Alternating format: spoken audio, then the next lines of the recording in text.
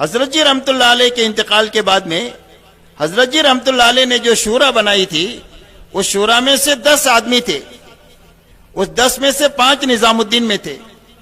تو مولانا میاں جی محراب اور مولانا عمر صاحب رحمت اللہ علیہ کے انتقال کے بعد میں یہ تین بچے، مولانا اظہار صاحب، مولانا زبیر صاحب اور مولانا سعد صاحب. اور یہ مولانا اظہار الحسن صاحب بڑے تھے تو وہ خود ہی چلا رہے تھے مشورے کو، لیکن ان کے انتقال کے بعد میں مولانا زبیر صاحب اور مولانا سعد صاحب یہ دونوں باری باری فیصل بن کر کے ہی مشورے کو چلاتے تھے کہ 3 دن مولانا زبیر صاحب فیصلہ کرتے تھے، 3 دن مولانا سعد صاحب کرتے تھے.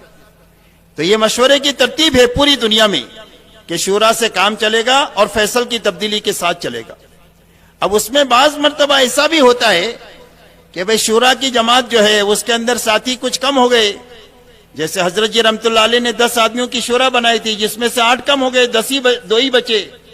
ایسا ہی ملکوں میں بھی ہوتا ہے کہ بھئی کسی جگہ 4 ساتھی ہے، 5 ساتھی ہے، کسی ساتھی کا انتقال ہو گیا، کوئی ملک چھوڑ کر چلا گیا، یا کوئی معذور ہو گیا، یا کوئی کسی وجہ سے دعوت کا کام چھوڑ کر بیٹھ گیا، تو پیچھے کوئی ایک بچ جاتا ہے.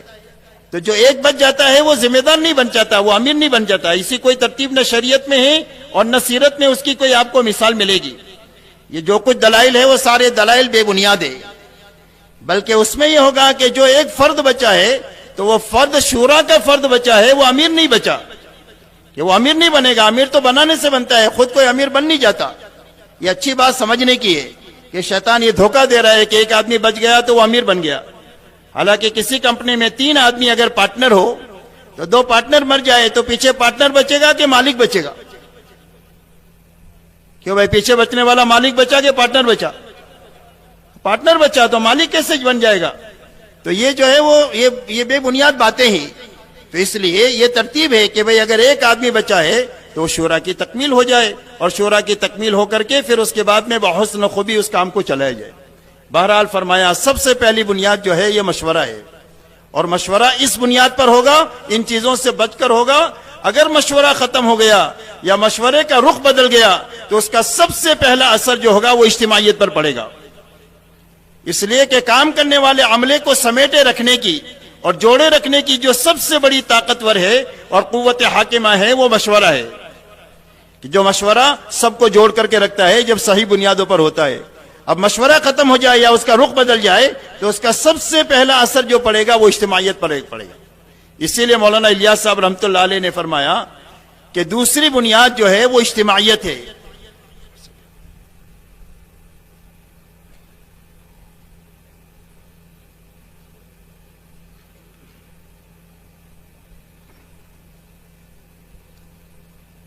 دوسری بنیاد جو ہے وہ اجتماعیت ہے کہ جتنے کام کرنے والے ہیں وہ حق پر مجتمع ہو.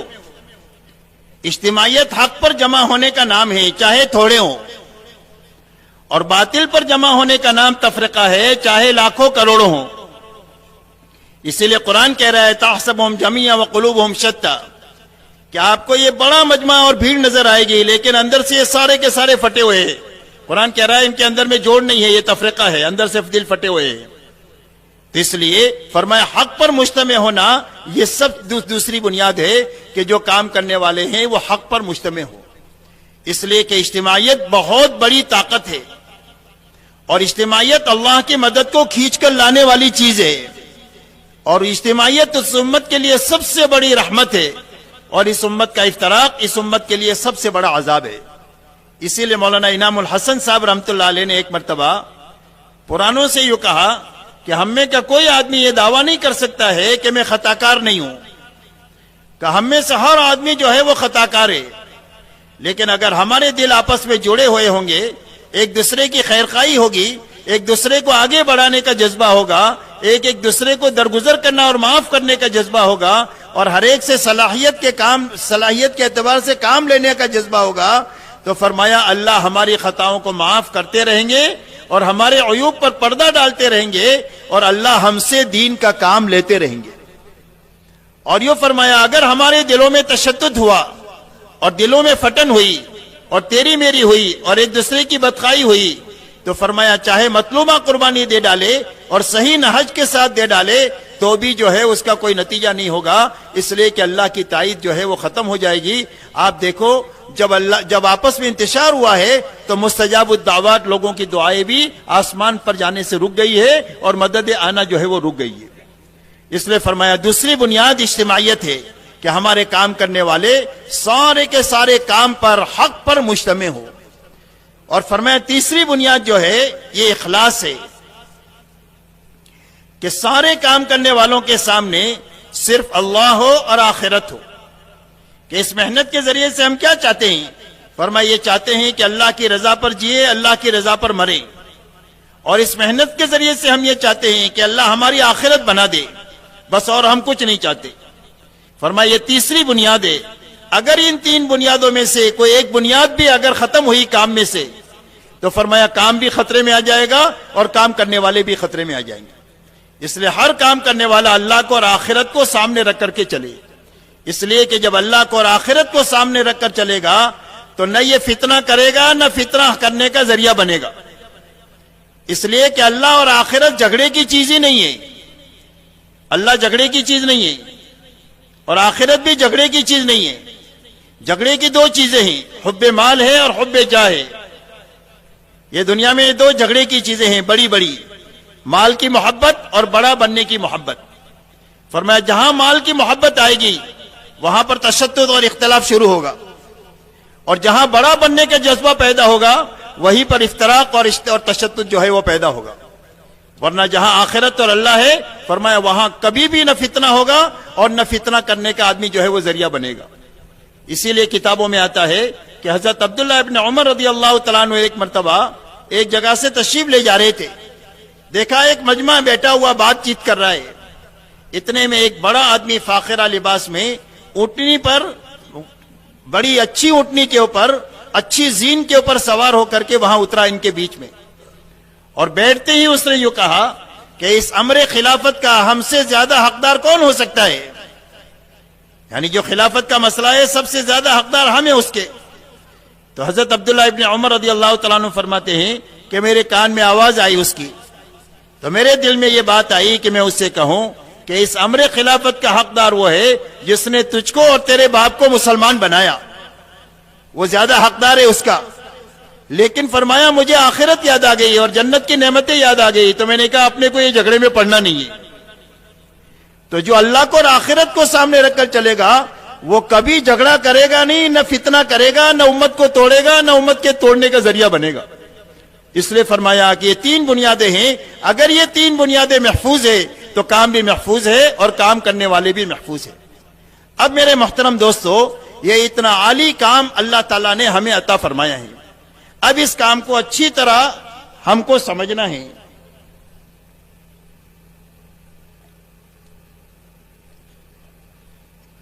اور اپنے عملے کو بھی سمجھانا ہے کہ کام میں سب سے پہلے سمجھ کے ساتھ چلے. اس لیے کہ ناسمجھی میں بعض مرتبہ ایسا قدم اٹھ جاتا ہے کہ آدمی جو ہے غلط کے ساتھ چمٹ جاتا ہے اور حق سمجھ کر چمٹتا ہے. آج آپ دنیا پر نظر ڈالو تو دنیا کی اکثریت انسانوں کی وہ ہے کہ جو ناحق کے ساتھ چمٹی ہوئی ہے اور حق سمجھ کر چمٹی ہوئی ہے. اور پتہ کب چلے گا؟ فرمایا موت کے وقت میں پتہ چلے گا، اور پتہ چلے گا کہ انجام کتنا برا ہو گیا. اس لیے فرمایا سب سے پہلی ضرورت ہماری اس محنت میں یہ ہے کہ اس محنت میں چلنے والا ہر نیا پرانا کام کی صحیح سمجھ کے ساتھ چلے. اور کام کی سمجھ صحیح پیدا ہونے کا راستہ اللہ کا تعلق ہے. جتنا اللہ سے تعلق ہمارا بڑھے گا اتنا کام کی سمجھ اللہ تعالی ہماری بڑھائیں گے. اسی کے ساتھ کام کی سمجھ کے حاصل کرنے کا راستہ ہمارے وہ پرانے علماء ہیں جو اس محنت میں جن کی ہڈیاں گل گئی ہے، یا ہمارے وہ پرانے ساتھی ہیں کہ جو بڑوں کے صحبت یافتہ ہے. فرمایا وہ ہے کہ جن سے کام کی صحیح سمجھ ہم کو ملے گی. اس لیے کہ کام کی صحیح سمجھ پیدا کرنے کے لیے ایک محنت ہے اور ایک صحبت ہے. یہ دونوں چیزیں ہوگی تو آدمی کے اندر کی سمجھ کامل ہوگی. محنت ہے، صحبت نہیں ہے تو آدمی کی سمجھ کامل نہیں ہوگی. اس لیے صحبت کے سمجھ کے کامل ہونے کے لیے ضروری ہے کہ محنت سے بھی گزرے اور آدمی صحبت سے بھی گزرے. تو جو صحبت یافتہ لوگ ہیں ان کے ذریعے سے کام کی صحیح سمجھ اور کام کی اونچ نیچ کو اچھی طرح سمجھنا، تاکہ ہم حق پر چلے اور حق پر جیے اور حق پر مرے. اسی لیے حضور صلی اللہ علیہ وسلم کی مسنون دعا میں ہے اللہم ارنا الحق حقا وارزقنا اتباعہ وارنا الباطل باطلا وارزقنا اجتنابہ. اے اللہ حق کا حق ہونا سمجھا دے اور اس پر چلنے کی طاقت عطا فرما دے. یہ دو نعمتیں ہیں مستقل. ایک حق سمجھ میں آنا یہ مستقل ایک نعمت، پھر حق پر چلنے کی طاقت پیدا ہونا یہ مستقل ایک نعمت. ایسا ہی باطل کا باطل ہونا سمجھ میں آئے یہ ایک مستقل نعمت، اور پھر باطل سے بچنے کی طاقت پیدا ہو یہ مستقل نعمت. اس لیے کہ دنیا میں یہ اغراض کی دنیا ہے، اس میں بہت سارے عوارض ایسے ہوتے ہیں کہ آدمی حق سمجھ کر کے بھی حق پر نہیں چل پاتا. پتہ نہیں کیا کیا عوارض ہوتے ہیں.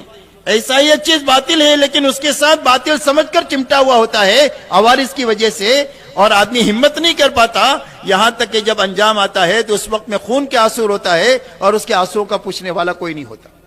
اس لیے میرے محترم دوستو ہمارا یہ کام ہے اور ہمارے یہ کام کی یہ بنیادیں ہیں. الحمدللہ ثم الحمدللہ یہ پورا کام اپنی صحیح بنیادوں کے ساتھ اور اپنے صحیح اصولوں کے ساتھ اور ساری بد پرہیزیوں سے بچتے ہوئے 3 بزرگوں کے زمانے میں یہ چلتا رہا. مولانا الیاس صاحب رحمۃ اللہ علیہ سے اللہ نے کام کو شروع فرمایا، اور مولانا الیاس صاحب نے اپنے آپ کو بھی مٹا دیا اور جو کچھ ان کے پاس تھا اس کو بھی لگا دیا، اور اتنا لگایا کہ نظام الدین میں فاقے آ گئے کہ گلر کے سوا روزہ کھولنے کے لیے کچھ نہیں ہے اور افطاری کے لیے بھی کچھ بھی نہیں ہے. اتنا لگا، اس لیے کہ اس محنت یہ تو محنت لگانے کے لیے ہی ہے، بنانے کے لیے نہیں ہے. کمانے کے لیے دنیا پڑی ہے، پیسہ بنانے کے لیے. یہ محنت دعوت کی تو لگانے ہی کے لیے ہے. کمینہ آدمی وہ ہے جو اس محنت کو دنیا کمانے کا یا بڑا بننے کا ذریعہ بنائے. اس لیے میرے دوستو ایک تو مولانا الیاس صاحب رحمۃ اللہ علیہ نے اپنے آپ کو بھی مٹایا اور اپنے پاس جو تھا اس کو بھی لگا دیا، اور کام کے سوا ان کے ذہن میں کچھ بھی نہیں تھا کہ ایک مرتبہ امت سنبھل جائے، ایک مرتبہ امت جو ہے وہ راہ راست پر آ جائے.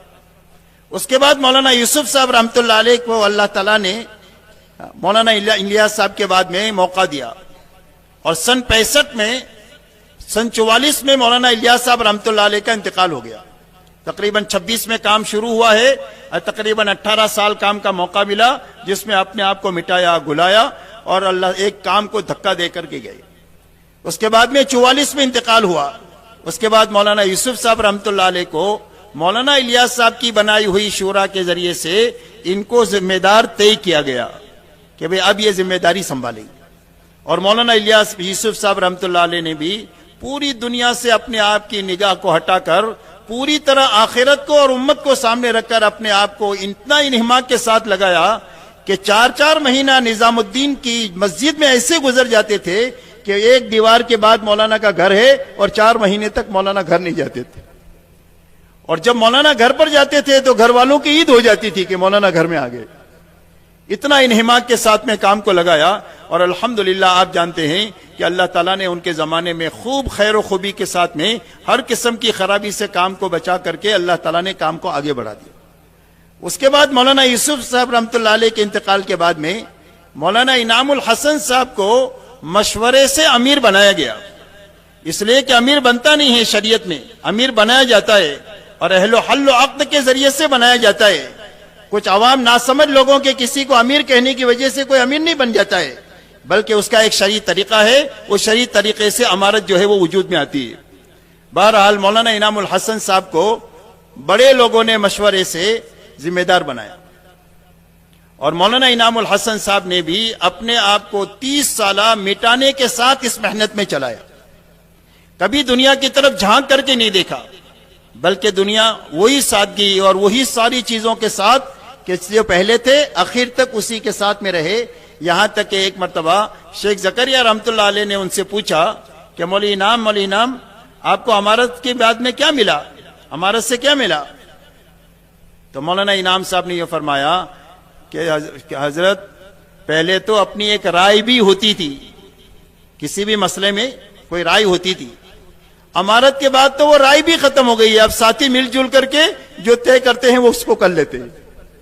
غرض یہ کہ باوجود اس کے کہ شرعی طریقے پر امیر بنانے کے ان میں کہ کسی نے کسی وقت میں یہ نہیں کہا کہ میں امیر ہوں میری اطاعت کرو.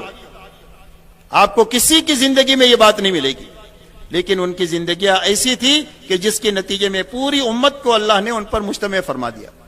اور یہ تینوں بزرگوں کے دور میں الحمدللہ ثم الحمدللہ پورا کام، ایک جو پودا تھا مولانا الیاس صاحب کے زمانے میں، مولانا انعام صاحب کی وفات تک ایک تناور درخت بن گیا جس کی شاخیں دنیا کے سارے ملکوں میں پھیلی ہوئی تھی. اور مولانا انعام صاحب کے 30 سالہ دور میں اللہ نے کام کو دنیا کے کونے کونے میں بالکل صحیح شکل میں پوری خرابیوں سے بچاتے ہوئے اور پوری اجتماعیت کے ساتھ میں اللہ نے پوری دنیا میں پھیلایا. الحمدللہ اللہ تعالیٰ نے اس پودے کو اتنا بڑھا دیا کہ ایک تناور درخت بن گیا.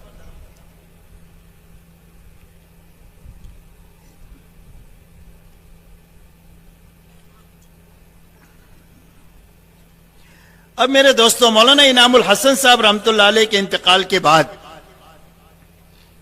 ہمارے ممبر سے بجائے بنیادوں پر بات کرنے کے جزیات میں باتیں شروع ہوئی، اور بجائے کلیات میں بات کرنے کے فروعات میں باتیں شروع ہوئی. جو طاقت بنیادوں پر لگنی تھی وہ جزیات میں لگنا شروع ہوئی، اور اس کی نقل کرنے والے بھی سینکڑوں لوگ جو ہے وہ مل گئے. اور اسی کے ساتھ میں کام کو ثابت کرنے کے لیے ایسا اسلوب اپنایا جانے لگا کہ جس کے ذریعے سے دینی شخصیتوں کے اوپر بھی تنقید شروع ہوئی، اور اسی کے ساتھ دینی شعبوں کے اوپر بھی آنچ آنا شروع ہوئی. تیسرا میرے دوستو کام یہ ہوا کہ قرآن اس کام کو ثابت کرنے کے لیے، حالانکہ کام تو پوری طرح ثابت تھا، تینوں بزرگوں کا دور ایسا روز روشن کی طرح ثابت تھا کہ پورے کام کرنے والے کام پر مجتمع تھے. کوئی بھی بات نظام الدین سے کہی جائے، چھوٹا بڑا نیا پرانا بلا چونو چرا فوراً اس کو کرتا تھا، اسی کو کہتا تھا. سارے علماء حق اور مشائخ اعظام اور سارے ایمان والے کام پر مجتمع ہو گئے تھے. عوام کا اعتماد دن بدن کام پر بڑھتا ہی جا رہا تھا کہ جہاں پر ایک دن کی جماعت نکلتی تھی وہاں سینکڑوں جماعتیں 3 دن کی نکلنے لگی، اور جہاں پر ایک چلے کی جماعت نکالنا مشکل تھا وہاں سینکڑوں جماعتیں نکلنے لگی. یہ عوام کے کام پر اعتماد ہی کی وجہ سے یہ ہوا کہ جس کے نتیجے میں عوام میں کام کا اعتماد بڑھا. لیکن اس کو ثابت کرنے میں بعض مرتبہ ایسی باتیں کہی گئی کہ جس کو علماء نے اور مشائخ نے قرآن اور حدیث کے اندر میں تحریف سمجھا کہ یہ قرآن اور حدیث کی ہمارے جمہور اہل سنت والجماعت نے جو تشریح کیا ہے اس سے ہٹی ہوئی یہ باتیں دعوت کے پلیٹ فارم سے ہو رہی ہے کہ جو اس کے کام کو نقصان پہنچانے والی ہے، فائدہ پہنچانے والی نہیں. اسی کے ساتھ ایک غلط فہمی کے نتیجے میں، غلط فہمی یہ ہے کہ بھئی کچھ زمانہ کام پر ایسا گزرا ہے کہ جس میں جہالت اور ناسمجھی رہی ہے، لہذا جس کی وجہ سے کام کا نقصان ہوا ہے، لہذا میں اپنے زمانے میں کام کو ٹھیک کرنے کے لیے نئی نئی چیزیں بھی چلائی گئی، اور وہ نئی نئی چیزیں ایسی چلائی گئی کہ جو ساتھیوں میں اعتماد میں لائے بغیر چلائی گئی. اب ہمارا کام علاقائی کام تو ہے ہی نہیں، اور ہمارا کام طبقاتی کام بھی نہیں ہے. علاقائی کام کہتے ہیں کہ بھئی ہندوستان کا کام ہے، تو یہ ہندوستان کا کام تو ہے ہی نہیں. اور طبقاتی کام اس کو کہتے ہیں کہ بھئی یہ تاجروں کا کام ہے، کہا نہیں، نہ طبقاتی ہے نہ علاقائی ہے، ہمارا تو کام عالمی ہے اور پوری امت کو سامنے رکھ کر کے ہو رہا ہے. تو اس میں کوئی بھی بات ایسی چلے گی کہ جو عالم لے اور پوری امت اس کو لے. کوئی ایک علاقہ والا اپنی مرضی سے کوئی بات طے کرنا چاہے گا تو وہ نہیں ہو سکتی. اسی لیے مشورے کی طاقت رکھی گئی ہے، اور اسی لیے حضرت جی رحمت اللہ علیہ نے جو شورا بنائی تھی، اس شورا میں جو 10 آدمی تھے اس میں اپنے یہاں کے بھی تھے، پڑوس کے بھی تھے اور بنگلہ دیش کے بھی تھے. اس لیے کہ یہ تینوں ملکوں کا کام معیاری کام ہے، اور جو کوئی بھی ایک آدمی ہو یا ایک جماعت ہو ہمارے اس ملک میں یا کہیں پر بھی وقت لگانے کے لیے آتے ہیں تو ان کی ترتیب یہ بنائی جاتی ہے کہ ایک ایک چلہ یہ تینوں ملکوں میں لگاوے، اس لیے کہ تینوں ملکوں کا معیاری کام ہے. تو وہاں سے کام کی پوری سمجھ تینوں ملکوں میں وقت لگا کر کے لے کر کے جائے. اسی کے ساتھ یہ تینوں ملکوں کے لوگ دنیا کے اکثر ملکوں میں رہتے ہیں. ہر مسجد میں آپ کو یہ تینوں ملک کے ساتھی ایک مسجد وار جماعت میں ملیں گے. اس لیے پوری دنیا میں جو اجتماعات اور جوڑ ہوتے ہیں ان جوڑوں میں بھی جو جماعتیں جاتی ہے وہ تینوں ملکوں کی ایک ساتھ مل کر جاتی ہے کہ یہاں سے بھی جماعت جائے گی، پڑوس سے بھی جائے گی، بنگلہ دیش کی بھی جماعت جائے گی، اور یہ تینوں جماعتیں ایک ساتھ مل جل کر اس اجتماع کو اور جوڑ کو کرے گی. تو یہ تینوں ایک ساتھ بھیجنے کی کیا بنیاد ہے؟ کیا اس کی ایک ہی بنیاد ہے تاکہ تینوں ملکوں کی بات ایک ہو، ان کا فکر ایک ہو اور ان کا نہج ایک ہو، تاکہ پوری دنیا میں ایک ہی بات چلے، دو بات نہ چلے۔ لیکن اب اس کی وجہ سے یہ تشدد ہوا کہ ایک جماعت اپنے یہاں سے جا رہی ہے، وہ کچھ کہہ رہی ہے، وہ پڑوس سے جانے والی جماعت کچھ کہہ رہی ہے، تیسری جگہ سے جانے والی جماعت کچھ کہہ رہی ہے، کبھی ساتھ میں گئے ہیں تو ساتھ میں بھی الجھ رہے ہیں کہ یہ بات تم کہاں سے کہتے ہو، یہ تو مشورے سے کہیں نہیں گئی۔ تو اس طریقے سے بہت ساری الجھنیں دن بدن پیدا ہوتی چلی گئی، کام کرنے والوں میں بھی الجھن پیدا ہوئی، اسی کے ساتھ مشائخ کو اور علماء کو بھی ہمارے کام سے اشکال پیدا ہوا، اور اسی کے ساتھ میں یہ بات بھی آئی کہ بھئی کام کے اندر میں تحریف کی باتیں ہو رہی ہے، یہ کام کو حق کی طرف لے جانے کی باتیں نہیں ہیں بلکہ یہ گمراہی کی طرف لے جانے والی باتیں۔ تو اب یہ ساری چیزوں کو بہت سارے خیرخواہ لوگ جو تبلیغ میں ہیں وہ بھی، اور جو تبلیغ میں عملی طور پر نہیں ہے لیکن کام کے ساتھ خیرخواہی ہے، کام کے ساتھ محبت ہے، کام کے ساتھ دعا ہے، کام کے لیے تعاون ہے، وہ سارے اس کے لیے فکر مند تھے۔ اور اس فکر مندی کے نتیجے میں شروع سے ہی خطوط جو ہے وہ لکھے گئے، نام کے بھی اور بغیر نام کے بھی، جس میں یہ باتیں کہی گئی، نشاندہی کہی گئی کہ دیکھو گاڑی پٹری سے اتر رہی ہے، اور آپ لوگوں کے بیانات کا جو رخ تھا وہ بدل رہا ہے، اور آپ کے کام کو نقصان پہنچانے والی باتیں آپ کی محنت میں بڑھ رہی ہے، اور جو فائدہ پہنچانے والی باتیں تھے وہ آپ کی نظروں سے اوجھل ہوتی جا رہی ہے۔ اس نشاندہی کے اندر میں بہت سارے خطوط نام کے اور بغیر نام کے لکھے گئے، لیکن اس کا کوئی بھی اثر نہیں ہوا۔ جب نہیں ہوا تو اس کے بعد میں نظام الدین کے کچھ مقیمین علماء اور ہندوستان کے 5-8 بڑے ہمارے پرانے ساتھی جو ہمارے بڑوں کی صحبت یافتہ تھے، انہوں نے مل جل کر کے کئی مرتبہ تحریر اور تقریر ساتھ میں بیٹھ کر کے بھی اور تحریر بھیج کر کے بھی اس باتوں کی طرف نشاندہی کرائی کہ یہ باتیں جس وقت میں ہو رہی ہے اور یہ بہت زیادہ نقصان دہ ہو رہی ہے، اور کل کی تاریخ میں بہت بڑا محاذ آرائی بھی ہو سکتی ہے، اور ہمارے کام بہت زیادہ خطرات کی طرف جا رہا ہے۔ لہذا اس کے لیے ضرورت یہ ہے کہ حضرت جی رحمت اللہ علیہ نے جو شورا بنائی تھی وہ شورا کی تکمیل ہونی چاہیے، اس لیے کہ اس میں سے 7 آدمی چلے گئے تھے، مولانا زبیر صاحب تھے، مولانا سعد صاحب تھے اور حاجی صاحب تھے۔ تو مولانا زبیر صاحب بھی الحمدللہ تیار ہو گئے تھے اخیر میں کہ بھئی اچھی بات ہے، اس کو بنا لو۔ حاجی صاحب کو بھی خبر بھیجا۔ بہرحال یہ پورا 2 سال تک، اور مولانا زبیر صاحب کے انتقال کے بعد بھی 2 سال تک مسلسل کوشش ہوتی رہی کہ بھئی یہ شورا بن جائے، اور اس شورا بن کر کے ان سارے مسائل کو اچھی طرح غور کرے، اور جو نقصان دہ باتیں ہیں اس کو ختم کریں، اور جو نئی باتیں جو باتیں ضروری ہے اس کو باقی رکھ کر کے پوری دنیا کے کام کو ایک نہج پر لانے کی کوشش کریں۔ لیکن بہرحال 2 سال کی مسلسل کوشش، جس میں خطوط بھی بھیجے گئے اور جس میں بیٹھ کر کے بند کمرے میں مذاکرے بھی کیے گئے اور بڑوں کی طرف سے بیانات میں بھی نشاندہی کی گئی، لیکن اس کے باوجود اس کا کوئی بھی مثبت نتیجہ نہیں نکلا، بلکہ اس کا منفی اثر یہ ہوا کہ بیانات کے اندر میں جو بات بند کمرے میں تھی اس کو مجمع میں لانے کی کوشش کی گئی، اور مجمع میں یہ بات کہی گئی کہ کچھ لوگ مجھ سے مناظرہ کرنے کے لیے آئے تھے، اس کوشش کو مناظرے کا نام دے دیا۔ اسی کے ساتھ میں یہ کہا کہ آ کر مجھ سے کہتے ہیں کہ تو مشورہ نہیں کرتا، تو میں مشورہ کس سے کروں، کوئی کام کرنا ہی نہیں چاہتا۔ تیسری بات یہ کہی کہ آ کر مجھے تجربہ سناتے ہیں، حالانکہ یہ کام تجربے کا نہیں ہے بلکہ یہ تو سیرت کا کام ہے، تو یہ تجربہ نہیں سنانے تھے بلکہ 50 سال جو بڑوں نے قرآن اور حدیث اور سیرت کی روشنی میں جو ان کو کام دیا تھا وہ معمول سنا رہے تھے، اس کو تجربے کا نام دے دیا۔ پھر اس کے بعد میں ایک تحریر کے موقع پر فرمایا کہ کچھ پروفیسر لوگ جن کی زندگیاں پوری قرآن انگریزی پڑھنے اور پڑھانے میں گزر گئی ہے، وہ مجھے صحابہ کی زندگی سکھانے کے لیے آئے ہیں۔ بہرحال کوئی مثبت نتیجہ نکلنے کے بجائے اس کا منفی اثر ہی ہوتا گیا اور بڑھتا ہی چلا گیا۔ اب اس کے بعد میں ضرورت محسوس ہوئی کہ بھئی اس کا آگے حل کیا، تو ہمارے یہاں کوئی بھی مسائل دنیا میں عالمی ہیں تو اس کے رکھنے کی 3 جگہیں ہیں۔ ایک جگہ ہمارا حج ہے جس میں ہمارے بڑے جاتے ہیں تینوں ملکوں کے، اور ایک جو ہے وہ پڑوس کا اجتماع ہے، اور ایک جو ہے وہ کاکریل کا اجتماع ہے۔ یہ تینوں اجتماع میں دنیا کے سارے پرانے مشورے والے یہ سب جمع ہوتے ہیں تو وہاں مسائل رکھتے ہیں۔ تو اس وقت میں یہ پڑوس کا اجتماع تھا تو وہاں مشورے میں یہ بات رکھی گئی۔ اس مشورے میں رکھ کر کے اس بات کو طے کیا گیا کہ بھئی شورا کی تکمیل ہونی چاہیے۔ حاجی صاحب نے بھی اس کو قبول کیا اور پوری دنیا کے پرانے جو ہے وہ بھی اس پر متفق ہوئے کہ اس کی ضرورت ہے، اس کے بغیر ہمارا کام محفوظ نہیں ہو سکتا ہے، اور اس کے ساتھ میں افہام و تفہیم کی پوری کوشش ہو گئی، اور کوشش کے ساتھ ایک شورا بنی 13 آدمیوں کی۔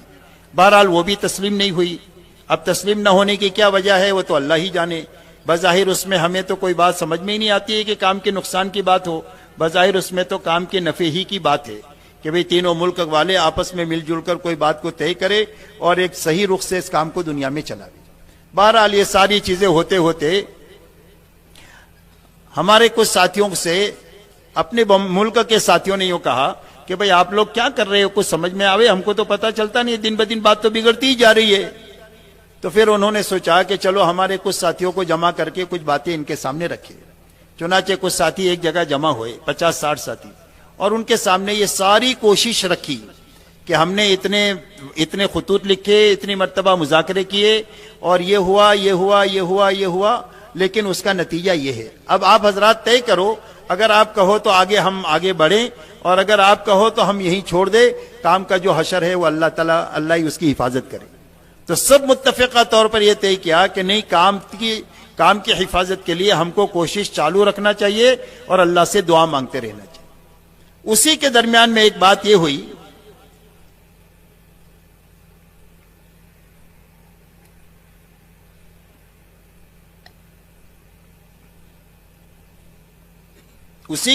ایک مرتبہ بات یہ ہوئی کہ نظام الدین کے اندر میں ہر جمعرات کے دن شہر کا اجتماع ہوتا ہے،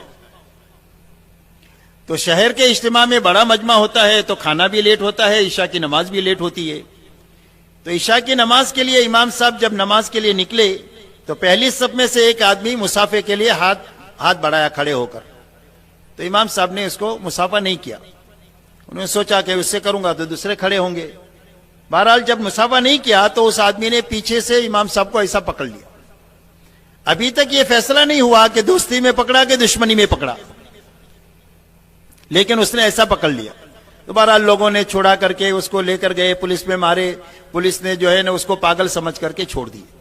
تحقیق حال کیا تو پتا چلا کہ بھئی اس نے اپنی بیوی کو طلاق دے چکا ہے، 3 مہینے سے یہ گھر سے باہر ہے، اس کا پتہ ہی نہیں یہ کہاں ہے۔ ایسا آدمی کی یہ دماغی حالت تھی جس نے یہ کام کیا۔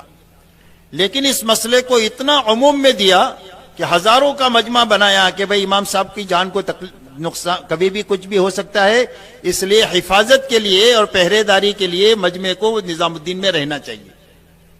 اب ہمارے یہاں پر تقاضے 2 تھے، ایک تو دعوت کا تقاضا اور ایک خدمت کا تقاضا، کہ جو کوئی بھی وہاں 2 مہینے میں جاتا تھا یا تو دعوت کے تقاضے کے لیے جاتا تھا یا خدمت کے لیے جاتا تھا۔ اب یہ تیسرا تقاضا شروع ہوا، نگرانی کا اور حفاظت کا، اور اس کے لیے 50 آدمیوں کی تشکیلیں ہوئی۔ اب جو لوگ یہاں پر آئے وہ اس نظریے کے ساتھ آئے کہ ہم تو یہاں نگرانی کے لیے آئے، ان کو دعوت سے کوئی سروکار نہیں، اور پھر ان کا ذہن بھی یہ بنا کہ یہ اپنے ہی یہ پرائے ہیں، تو اب لوگوں کو دیکھنے کا انداز بھی بدل گیا، کس نظر سے کس کو دیکھ رہے، کس نظر سے کس کو دیکھ رہے۔ بہرحال یہ بات بگڑنا شروع ہوئی، اور پھر اس کے بعد شور شرابہ، مار پیٹ، خون خرابہ، اور پتہ نہیں جو کچھ ہوا وہ آپ کے سامنے ہے۔ اب یہ ساری کوششیں پوری طریقے سے ہوتی رہی، لیکن اس کا کوئی اثر ہوا نہیں، اور آئندہ بھی اس کا کوئی امکان بچا نہیں۔ تو جا کر کے ہمارے بڑوں نے یہ فیصلہ کیا کہ اب موجودہ جو صورتحال ہے کہ جس میں کام خطرات کی طرف جا رہا ہے، اور ہمارے علماء اور مشائخ بھی ہمارے کام سے جو ہے وہ غیر مطمئن ہوتے جا رہے ہیں، ایسے وقت میں اس رخ کے ساتھ چمٹے رہنا یہ کام کی حفاظت میں نہیں ہے بلکہ کام کے لیے نقصان دہ پہلو ہے۔ اب کام کی حفاظت کا کیا راستہ؟ لہذا کام کی حفاظت کے لیے انہوں نے یہ طے کیا کہ اب جب حفاظت کا اسباب نظام الدین میں پیدا ہو جائیں گے تو دوبارہ ہم واپس آ جائیں گے، لیکن جب تک ہم باہر جا کر حفاظت کریں گے، جس طرح حضور صلی اللہ علیہ وسلم مکہ سے ہجرت فرما کر جب مکہ مکرمہ میں کام نہیں ہو سکا تو آپ ہجرت فرما کر مدینہ منورہ گئے اور وہاں آپ نے کام کیا، لہذا حفاظت کی نیت سے انہوں نے یہ اقدام اٹھایا ہے۔ اس کے علاوہ نہ کسی کی مخالفت ہے، نہ کوئی حب مال ہے، نہ حب جاہ ہے۔ یہ سارے وہ لوگ ہیں کہ جنہوں نے تبلیغ سے کوئی کمایا نہیں ہے، تبلیغ میں لگایا ہی ہے۔ بہرحال یہ یہاں تک یہ بات پہنچی۔ اب میرے محترم دوستو، اس میں اس وقت کا جو تقاضا ہے کہ ایک تو کام کو اچھی طرح سمجھنا، سمجھ کر خود بھی کام کے ساتھ جڑنا اور اپنے عملے کے ساتھ میں عملے کو بھی کام کے اندر میں جوڑنا. اب کچھ ساتھی بیچارے ناسمجھی میں تھوڑا سا جو ہے وہ ایسی حرکتیں بھی کرتے ہیں، تو اب ان حرکتوں کے وقت میں ہم آپے سے باہر ہو جائیں گے تو کام خراب ہو جائے گا. ہمارے سامنے تو یہ رہنا چاہیے کہ حضور صلی اللہ علیہ وسلم نے جب کام شروع کیا ہے تو اس وقت میں آپ نے کن حالات میں کام کیا ہے، حضور پاک صلی اللہ علیہ وسلم پر کیا کیا حالات آئے ہیں کام کے راستے میں. تو جو آپ کے راستے میں آئے ہیں ہمیں وہ مانگنا تو نہیں ہے، اللہ سے عافیت ہی مانگنا ہے، لیکن ذہنی طور پر ہم کو یہ تیار رہنا ہے کہ اس قسم کا کوئی بھی حال ہمارے پر آئے گا تو ہم اس کو برداشت کریں گے، اور برداشت کر کے سیرت کو اپنے ہاتھ سے چھوڑیں گے نہیں. جب سیرت پر عمل کریں گے تو آپ دیکھ لو سیرت تو اتنی طاقتور ہے کہ 23 سال کے عرصے میں جو جان لیوا تھے وہ جان دینے والے بن گئے، اور اللہ تعالیٰ نے سارے نظام کو ٹھیک کر دیا. تو ہمارا صبر اور تحمل، ہمارا برداشت کے ساتھ چلنا اور ہمارا اخلاق کو ہاتھ سے جانے نہ دینا اور ہر ایک کے ساتھ میں اچھا سلوک اور برتاؤ کرنا، انشاءاللہ آپ دیکھو گے کہ تھوڑا سا عرصہ ہوتے ہوتے یہ ساری بدگمانیاں ختم ہو کر کے لوگوں کو حق بات سمجھ میں آ جائے گی، اور حق بات سمجھ میں آ جائے گی تو یہی حق کے لیے جان دیں گے جس طرح جان دینے کا حق ہے. تو اس کے لیے آج کا مجمع یہ طے کرے کہ انشاءاللہ ہم ہر حال میں برداشت اور تحمل کے ساتھ میں چلیں گے. کہ بھائی پورا مجمع اس کے لیے تیار ہے؟